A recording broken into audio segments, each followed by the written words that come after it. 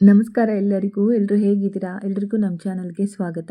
ಇವತ್ತು ಹಲಸಿನ ಹಣ್ಣಿನ ಬೀಜ ಅಂದರೆ ದಾನೆ ಅಂತ ಕರೀತಾರೆ, ಅದರಿಂದ ನಾವು ಸಾಂಬಾರನ್ನು ಮಾಡಿದ್ವಿ. ಇದು ಒಂದು ರಿಕ್ವೆಸ್ಟ್ ರೆಸಿಪಿ ಆಗಿತ್ತು. ಹಲಸಿನ ಹಣ್ಣನ್ನು ಹಾಗೆ ತಿಂತೀವಿ, ಹಾಗೆ ಅದರ ಹಣ್ಣಿಂದ ದೋಸೆ, ಇಡ್ಲಿ, ಮುಳ್ಕ ಅನ್ನೋ ಒಂದು ರೆಸಿಪಿನ ಮಾಡ್ತೀವಿ. ಹಾಗೆ ಇದರಿಂದ ಚಿಪ್ಸನ್ನು ಕೂಡ ಮಾಡ್ತೀವಿ. ಆದರೆ ಅದರ ಬೀಜನ ಕೂಡ ವೇಸ್ಟ್ ಮಾಡ್ದೇ ಅದರಿಂದ ಒಂದು ಸಾಂಬಾರನ್ನು ಮಾಡಿದ್ವಿ. ಮೊದಲು ಬೇಳೆನ ಬೇಯಿಸ್ಕೊಳ್ಬೇಕು. ಹಾಗೆ ಬೇಳೆ ಜೊತೆಗೆ 3 ಟೊಮೆಟೊ ಹಣ್ಣುಗಳನ್ನು ನಾವು ಬೇಯಿಸ್ಕೊಳ್ಬೇಕು. ಈಗ ಆ ದಾನೆಗಳನ್ನು ಚೆನ್ನಾಗಿ ತೊಳ್ಕೊಂಡು ನೀರಲ್ಲಿ ಬೇಯಿಸಬೇಕು. ಇದನ್ನು ಜಾಸ್ತಿ ಬೇಯಿಸುವ ಅವಶ್ಯಕತೆ ಇಲ್ಲ, ತುಂಬ ಮೆತ್ತಗಾಗುವವರೆಗೆ ಇದನ್ನು ಬೇಯಿಸ್ಕೊಳ್ಬಾರ್ದು. ಆವಾಗವಾಗ ಸ್ವಲ್ಪ ನೋಡಿಕೊಂಡು ಸ್ವಲ್ಪ ಮೆತ್ತಗಾಗುವವರೆಗೆ ಬೇಯಿಸ್ಕೊಳ್ಬೇಕು.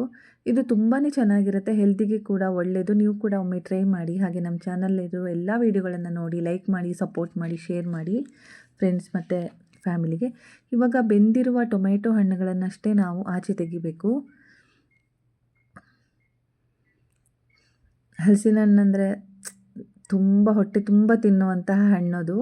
ಹಾಗೆ ಅದು ಎಷ್ಟು ಅಂದರೆ ಅದು ತುಂಬಾ ಅದರಿಂದ ಏನೆಲ್ಲ ಅಡುಗೆಗಳನ್ನು ಮಾಡ್ಬೋದು ನಾವು, ಅಲ್ವಾ?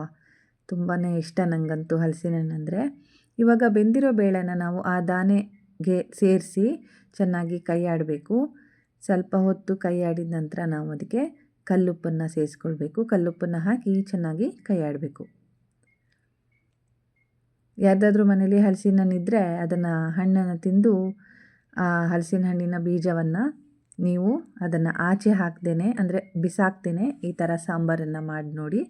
ತುಂಬಾ ಚೆನ್ನಾಗಿರುತ್ತೆ, ಟೇಸ್ಟಿಯಾಗಿರುತ್ತೆ. ಇವಾಗ ಅಚ್ಚ ಖಾರದ ಪುಡಿ ಹಾಗೆ ಸಾಂಬಾರು ಪುಡಿನ ನಾವು ಸೇರಿಸ್ಕೊಳ್ತಾ ಇದ್ದೀವಿ. ಇದಕ್ಕೆ ಸೇರಿಸ್ಬಿಟ್ಟು ಚೆನ್ನಾಗಿ ಕೈ ಆಡಬೇಕು ಸ್ವಲ್ಪ ಹೊತ್ತು.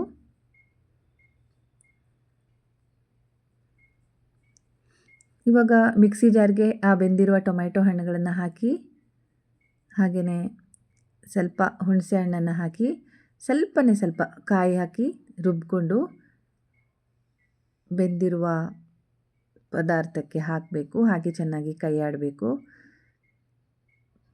ಬೇಕಂದರೆ ನೀವು ಕೊತ್ತಂಬರಿ ಸೊಪ್ಪನ್ನು ಕೂಡ ಸೇರಿಸ್ಕೊಳ್ಬೋದು. ಭಾಳ ಟೇಸ್ಟಿಯಾಗಿರುತ್ತೆ.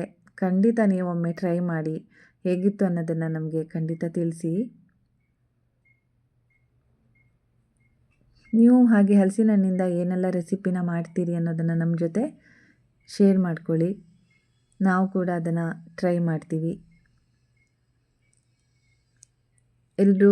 ಎಲ್ರಿಗೂ ಧನ್ಯವಾದಗಳು ನಮ್ಮ ಚಾನಲ್ಗೆ ಬಂದು ನಮ್ಮ ವಿಡಿಯೋನ ನೋಡಿದ್ದಕ್ಕೆ, ಹಾಗೆ ನೋಡ್ತಾ ಇರೋದಕ್ಕೆ. ಹೀಗೆ ಸಪೋರ್ಟ್ ಮಾಡ್ತಾಯಿರಿ. ಏನಾದರೂ ಕರೆಕ್ಷನ್ಸ್ ಇದ್ದರೆ ಖಂಡಿತ ಹೇಳಿ, ತಿದ್ಕೊಳ್ತೀವಿ.